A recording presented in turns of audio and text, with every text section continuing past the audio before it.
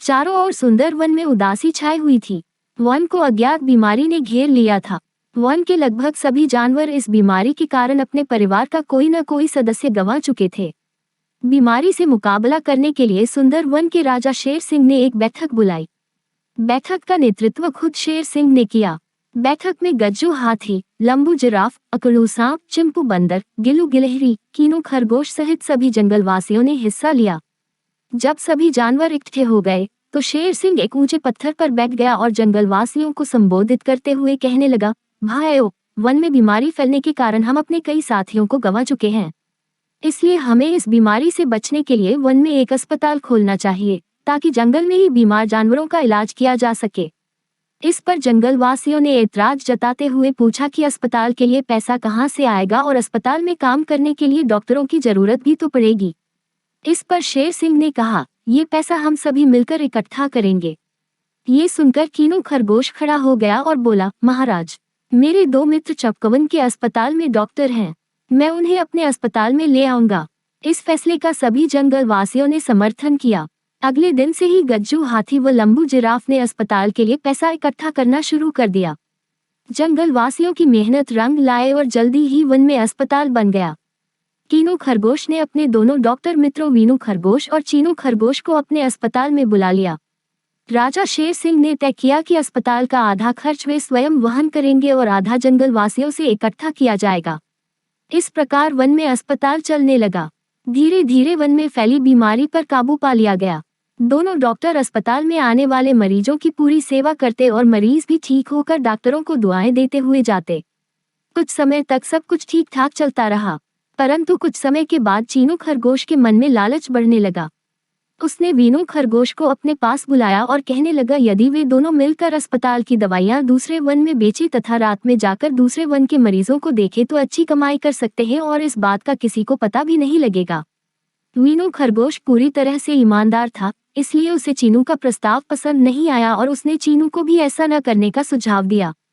लेकिन चीनू कब मानने वाला था? उसके ऊपर तो लालच का भूत सवार था। उसने वीनू के सामने तो ईमानदारी से काम करने का नाटक किया, परंतु चोरी छिपे बेईमानी पर उतर आया। वह जंगलवासियों की मेहनत से खरीदी गई दवाइयों को दूसरे जंगल में ले जाकर बेचने लगा तथा शाम को वहां के मरीजों का इलाज करके कमाई करने लगा। धीरे धीरे उसका लालच बढ़ता गया। अब वह अस्पताल के कम, दूसरे वन के मरीजों को ज्यादा देखता। इसके विपरीत डॉक्टर वीनू अधिक ईमानदारी से काम करता। मरीज भी चीनू की अपेक्षा डॉक्टर वीनू के पास जाना अधिक पसंद करते। एक दिन सभी जानवर मिलकर राजा शेर सिंह के पास चीनू की शिकायत लेकर पहुंचे।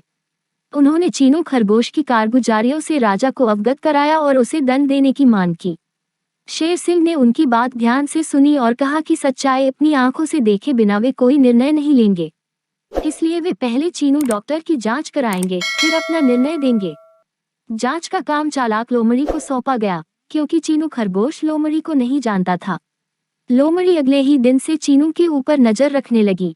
कुछ दिन उस पर नजर रखने के बाद लोमड़ी ने उसे रंगे हाथों पकड़ने की योजना बनाई। उसने इस योजना की सूचना शेर सिंह को भी दी ताकि वे समय पर पहुंचकर सच्चाई अपनी आंखों से देख सकें।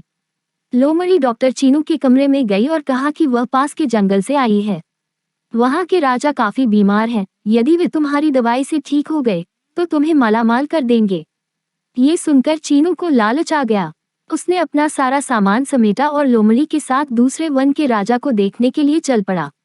शेर सिंह, जो पास ही छिपकर सारी बातें सुन रहा था, दौड़कर दूसरे जंगल में घुस गया और निर्धारित स्थान पर जाकर लेट गया। थोड़ी देर बाद लोमड़ी डॉक्टर चीनू को लेकर वहां पहुंची, जहां शेर सिंह मुंह ढंककर सो रहा था। जैसे ही चीनू ने राजा के मुंह से हाथ हटाया, वह शेर सिंह को वहां पाकर सकपका गया और डर से कांपने लगा। उसके हाथ से सारा सामान छूट गया, क्योंकि उसकी बेईमानी का सारा भेद खुल चुका था। तब तक सभी जानवर वहां आ गए थे।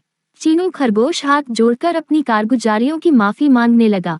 राजा शेर सिंह ने आदेश दिया कि चीनू की बेईमानी से कमाई हुई सारी संपत्ति अस्पताल में मिला ली जाए और उसे धक्के मारकर जंगल से बाहर निकाल दिया जाए। शेर सिंह के आदेशानुसार चीनू खरगोश को धक्के मारकर जंगल से बाहर निकाल दिया गया। इस कार्रवाई को देखकर जंगलवासियों ने जान लिया कि ईमानदारी की हमेशा जीत होती है।